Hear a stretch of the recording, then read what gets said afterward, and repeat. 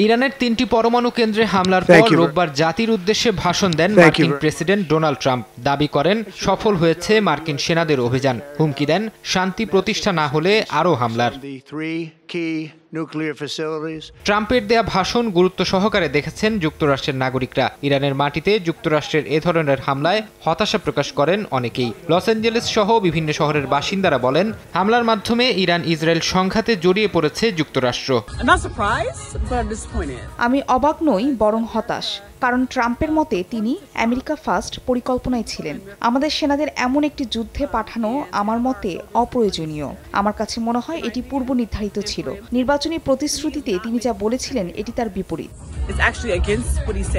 মার্কিন কংগ্রেসের অনুমোদন না নিয়ে ট্রাম্পের একক সিদ্ধান্তে ইরানে হামলা চালানোয় উদ্বিগ্ন দেশটিতে বসবাসরত প্রবাসী বাংলাদেশিরা।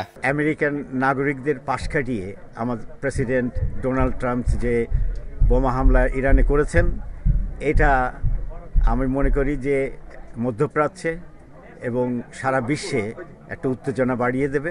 সারা বিশ্ব যুক্তরাষ্ট্রের দিকে তাকিয়েছিল যে আমাদের প্রেসিডেন্ট ডোনাল্ড ট্রাম্প যুদ্ধ বন্ধ করে শান্তি চুক্তি প্রতিষ্ঠা করবে, কিন্তু আমরা দেখলাম তার উল্টো। ইরানে মার্কিন হামলার পর যুক্তরাষ্ট্রের বিভিন্ন শহর উচ্চ সতর্কাবস্থায় আছে। নিউ ইয়র্কের গুরুত্বপূর্ণ স্থাপনায় অতিরিক্ত পুলিশ মোতায়েন করা হয়েছে। ওয়াশিংটনেও সরকারি ভবনগুলোতে বাড়ানো হয়েছে নিরাপত্তা। সব বাহিনীর সঙ্গে সমন্বয় করে পরবর্তী পদক্ষেপ নেওয়া হবে বলে জানিয়েছে স্থানীয় প্রশাসন।